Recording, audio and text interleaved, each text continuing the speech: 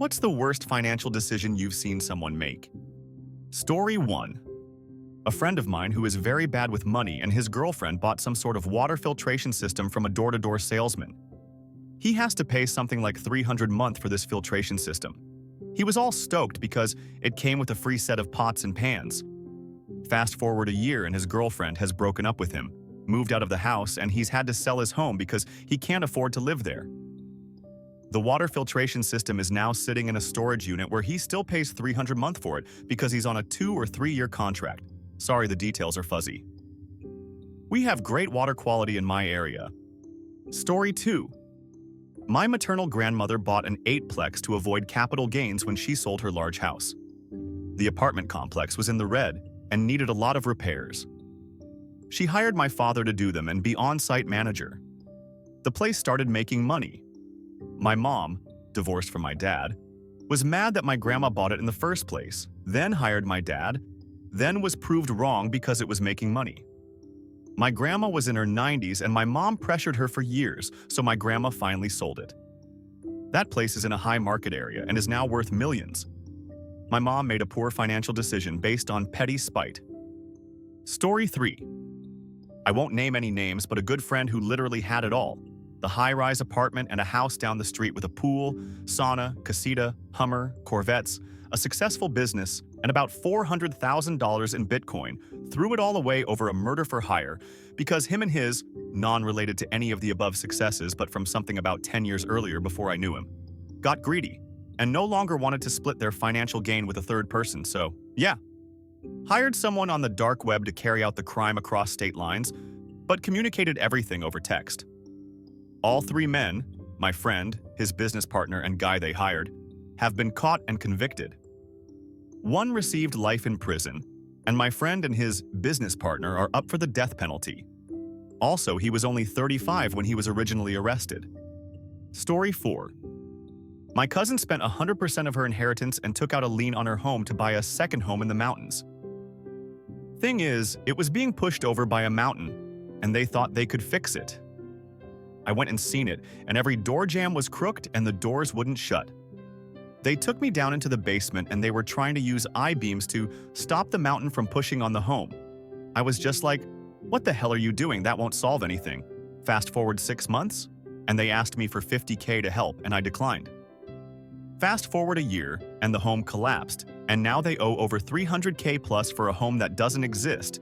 And if they don't make the payments, they lose their other house too, because they used the original home as collateral and could not get insurance on the second home. Total money lost upwards of $700K. Story 5. This older lady worked part-time in my kitchen. It was a fine dining, fast-paced environment. She would only work about 28 hours per week doing busy work, u.e. peeling vegetables, washing produce, etc. Tasks I knew she could handle and wouldn't get overwhelmed.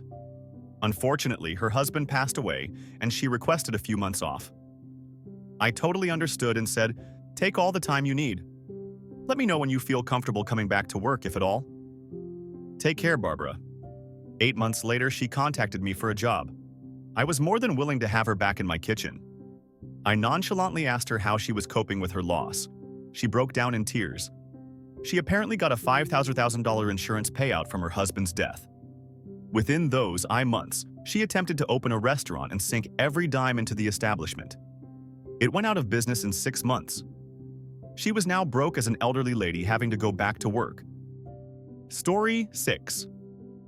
My dad worked for the UN and built up quite a good pension while he worked there. A good $400K. He left the UN in his mid to late 50s. Instead of looking for new work after leaving, he decided to move back to Venezuela, his home country, and just relax for a while. During this sabbatical, his wife and her family talked my dad into putting almost his whole pension into a single stock with her stockbroker nephew. The stock was Venezuelan oil stocks. Maybe you have an idea how volatile the Venezuelan economy is and how high inflation is there. It's a bad situation.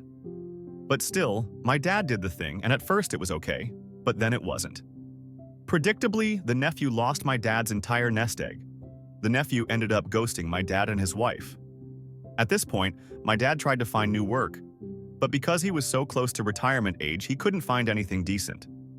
So my dad, a PhD graduate who worked at a decently high level at the UN, ended up having to clean houses for money. Story 7. My dad had his own company and someone told him it made financial sense that instead of paying himself wages, he should take out a loan from his company. He built up debt for 3 years while working full-time rather than paying himself. It had all sorts of bad tax effects, like he was required to pay interest on this, which was then taxed as profit of the company. Then he paid himself again paying income taxes. It took him about 10 years to get out of that hole. Then he needed to sell his house because it was too expensive, but the buyer got cold feet on the last day before the sale.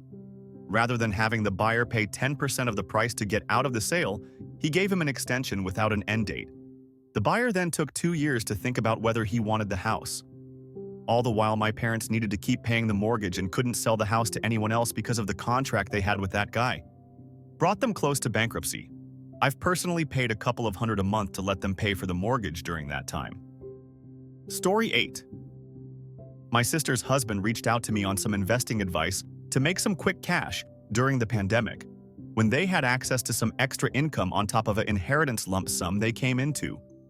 Told him over and over that investing should not be looked at as some kind of get-rich-quick scheme, and that any avenue that had that sort of potential had a greater chance of causing you to lose it all. Instead, look at it as a way to gradually build wealth over time. Explicitly told him that the market is going to be volatile due to the pandemic, and no one having any clue what that would mean for the markets. Went over the basics and recommended a split of some Vanguard index funds, VTSAX VTIX. I also covered the concept of riding the ups and downs, and that by consistently investing, you will buy at highs and lows which will even out over the long run towards steady growth. Reminded him multiple times that you do not lose anything in the market until the second you sell, and the difference between taxes associated with long versus short-term capital gains. Most importantly, I made sure to remind him that this is a gamble and that there is always risk involved and to never invest something you cannot afford to lose. What does he do? He dumps $35K, they're not wealthy at all, into the market and then pulls it out 4 months later the first time the market took a dive. My sister then gets pissed at me for telling him to do all of this. Story 9. When my parents split up, my father didn't want to leave the house, so my mother's attorney convinced him to guarantee to give my mother half the value of the house at that time whenever he sold it, and he could keep the rest. I still remember him telling me, "Housing prices only go up, I'll come out of this way ahead. Your mother is being foolish." This was 5 minutes before the big housing collapse of 2008. By the time he was finally forced to sell 5 years later, his share was worth about a nickel after having to give my mom half of what the house had been worth 5 years before. I think about this every time he complains about not having any money, which is basically every time he talks to me.